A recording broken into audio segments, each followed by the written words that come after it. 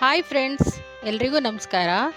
Welcome to my channel. ನಾನು ಇವತ್ತಿಲ್ಲಿ ಮಸಾಲ ವಡೆ ಮಾಡ್ತಾ ಇದ್ದೀನಿ.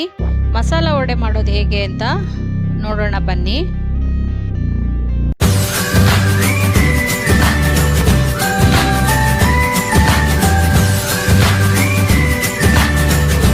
ನಾನು 1 ಲೋಟ ಅಷ್ಟು ಕಡಲೆಬೇಳೆನ ನೆನೆಸಿಟ್ಕೊಂಡಿರೋ ಕಡಲೆಬೇಳೆನ ಈಗ ಒಂದು ಮಿಕ್ಸಿ ಜಾರ್ಗೆ ಹಾಕೋತಾ ಇದ್ದೀನಿ. ಈಗ ಇದನ್ನ ಗ್ರೈಂಡ್ ಮಾಡ್ಕೊಳ್ಳೋಣ ಬನ್ನಿ. ಇದು ಸ್ವಲ್ಪ ತರಿಯಾಗಿನೇ ಗ್ರೈಂಡ್ ಮಾಡ್ಕೋಬೇಕು. ಹಾಗಾಗಿ ನಾನಿಲ್ಲಿ ಸ್ವಲ್ಪ ತರಿಯಾಗಿ ಗ್ರೈಂಡ್ ಮಾಡ್ಕೊಂಡಿದ್ದೀನಿ ಕಡಲೆಬೇಳೆನ.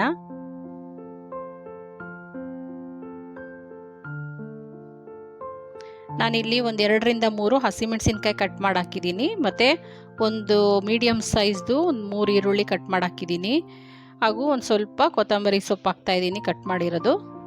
ಮತ್ತು ಒಂದು ಸ್ವಲ್ಪ ಸಬ್ಸಿಗೆ ಸೊಪ್ಪು ಹಾಕ್ತಾಯಿದ್ದೀನಿ. ಸಬ್ಸಿಗೆ ಸೊಪ್ಪು ಹಾಕಿದ್ರೆ ತುಂಬ ಟೇಸ್ಟು ಹಾಗೂ ಒಳ್ಳೆ ಫ್ಲೇವರ್ ಕೂಡ ಕೊಡುತ್ತೆ ವಡೆಯಲ್ಲಿ.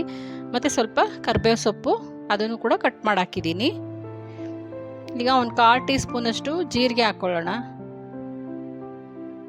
1 ಚಿಟಿಕೆಯಷ್ಟು ಅರಿಶಿನ ಹಾಕ್ತಾಯಿದ್ದೀನಿ.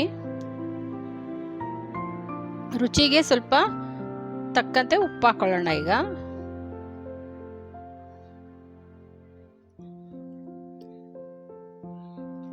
ಒಂದು ಚಿಟಿಕೆಯಷ್ಟು ನಾನು ಇಲ್ಲಿ ಅಡುಗೆ ಸೋಡಾ ಹಾಕ್ತಾ ಇದ್ದೀನಿ. ಅಡುಗೆ ಸೋಡಾ ಬೇಡ ಅನ್ನೋರು ಹಾಗೆ ಕೂಡ ಮಾಡ್ಬೋದು, ಏಕೆಂದರೆ ಇದು ಸ್ವಲ್ಪ ಕ್ರಿಸ್ಪಿಯಾಗಿ ಬರುತ್ತೆ ಅಡುಗೆ ಸೋಡಾ ಅಂತ ಅಡುಗೆ ಸೋಡಾ ಹಾಕ್ತಾ ಇದ್ದೀನಿ. ಅದು ಹಾಕದೆ ಹೋದ್ರೂ ಕೂಡ ಬರುತ್ತೆ, ಬಟ್ ಇದು ಸ್ವಲ್ಪ ಅಡುಗೆ ಸೋಡಾ ಚಿಟಿಕೆ ಹಾಕಿದ್ರೆ ಏನು ತೊಂದರೆ ಇಲ್ಲ. ಅದು ಸ್ವಲ್ಪ ಕ್ರಿಸ್ಪಿಯಾಗಿದ್ದರೆ ಚೆನ್ನಾಗಿರುತ್ತೆ ವಡೆ ಅಂತ ಅಷ್ಟೇ. ನೋಡಿ, ಈಗೆಲ್ಲ ಒಂದು ಫುಲ್ಲು ಮಿಕ್ಸ್ ಮಾಡಿ ಚೆನ್ನಾಗಿ ಕಲಸಿ ಒಂದು ಹದಕ್ಕೆ ಇದು ನೋಡಿ ಈ ಥರ ಮಾಡಿ ಇಟ್ಕೋಬೇಕು. ನೋಡಿ, ಈ ಅದಕ್ಕೆ ಬಂದರೆ ಸಾಕು. ಕಲಸಿಟ್ಕೊಂಡಿರೋದು ಒಂದು 5 or 10 ಮಿನಿಟ್ಸ್ ಹಾಗೆ ಬಿಟ್ಬಿಡೋಣ. ಇದು ಕಲಿಸ್ಬಿಟ್ಟು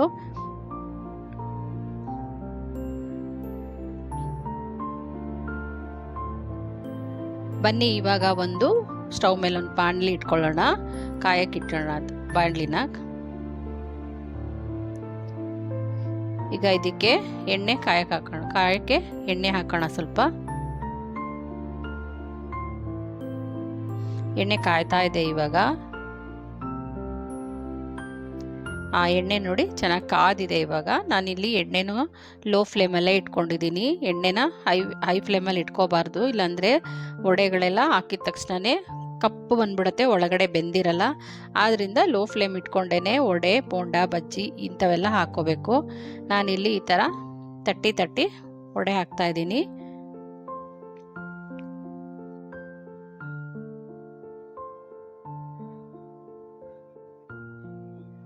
ಈಗ ಇದನ್ನು ಉಲ್ಟಾ ಮಾಡ್ಕೊಳ್ಳೋಣ. ವಡೆ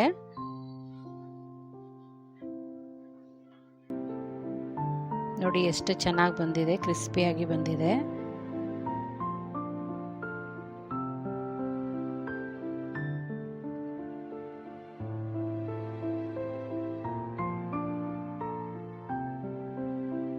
ದಯವಿಟ್ಟು ಇನ್ನೂ ಯಾರು ನನ್ನ ಚಾನಲ್ನ ಸಬ್ಸ್ಕ್ರೈಬ್ ಮಾಡ್ಕೊಂಡಿಲ್ಲ ಅವರು ಸಬ್ಸ್ಕ್ರೈಬ್ ಮಾಡ್ಕೊಳ್ಳೋದನ್ನ ಮರಿಬೇಡಿ. ದಯವಿಟ್ಟು ಸಬ್ಸ್ಕ್ರೈಬ್ ಮಾಡ್ಕೊಳ್ಳಿ.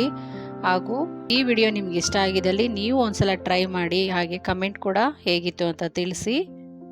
ಮತ್ತು ಮುಂದಿನ ವಿಡಿಯೋದಲ್ಲಿ ಒಳ್ಳೊಳ್ಳೆ ಅಡುಗೆಗಳನ್ನ ಮಾಡಲಿಕ್ಕೆ ನನಗೂ ಖುಷಿ ಆಗುತ್ತೆ.